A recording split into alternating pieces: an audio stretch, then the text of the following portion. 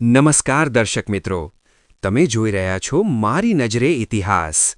આજે હું તમને લઈ જઈશ એક એવા પવિત્ર સ્થાને જ્યાં સીતારામ નામની ગુંજમાં દુઃખ વિસરાઈ જાય છે, જ્યાં સેવાનો સાગર છે અને જ્યાં અન્નપૂર્ણાનો અખંડ વાસ છે.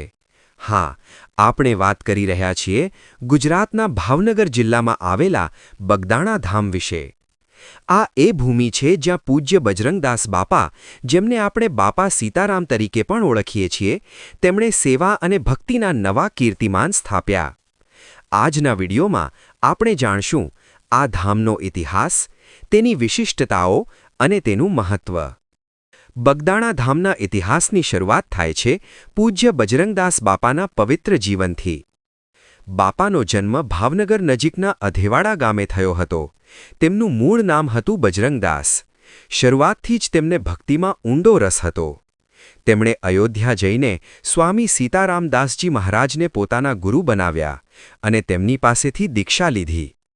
અયોધ્યામાં વર્ષો સુધી સેવા, તપ અને શાસ્ત્રાધ્યયન કર્યા પછી બાપાએ પરમ શાંતિ અને સેવાની શોધમાં સમગ્ર ભારતનું ભ્રમણ કર્યું.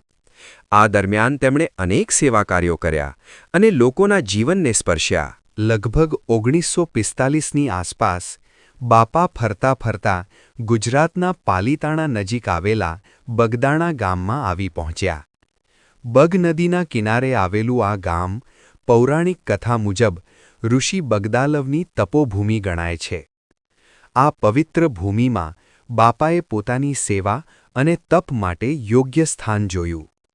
શરૂઆતમાં બાપા એક નાની અને સાદી ઝૂંપડીમાં રહેતા હતા અને અહીં રહીને તેમણે સીતારામના મંત્ર સાથે સેવા અને ભક્તિની શરૂઆત કરી. જેમ જેમ તેમની પવિત્રતા અને ચમત્કારોની વાતો ફેલાતી ગઈ, તેમ તેમ ભક્તોનો પ્રવાહ બગદાણા તરફ વધતો ગયો. બગદાણા ધામની સૌથી મોટી વિશેષતા છે અહીંનું અખંડ સદાવ્રત. બાપાનું એક સૂત્ર હતું, કોઈ અહીંથી ભૂખ્યું ન જાય. આ સૂત્ર આજે પણ અક્ષરશઃ પાલન થાય છે.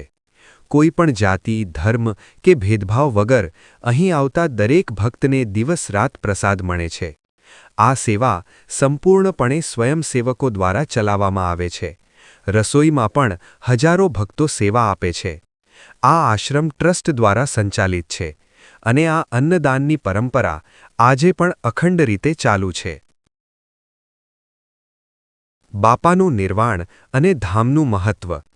1977માં પૂજ્ય બજરંગદાસ બાપાએ પોતાની ઈચ્છા મુજબ ભોજન અને જળનો ત્યાગ કર્યો.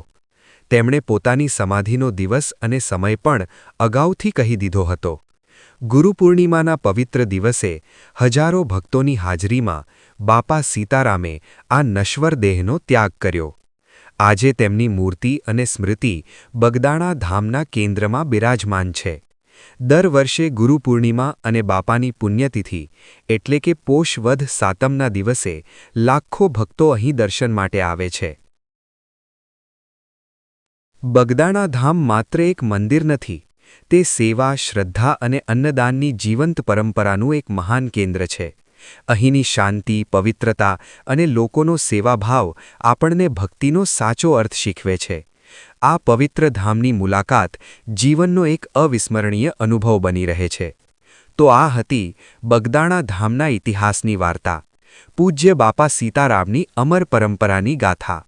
જો તમને આ વિડિયો ગમ્યો હોય તો લાઇક કરજો, શેર કરજો અને અમારી ચેનલ મારી નજરે ઇતિહાસને સબસ્ક્રાઇબ કરવાનું ભૂલશો નહીં.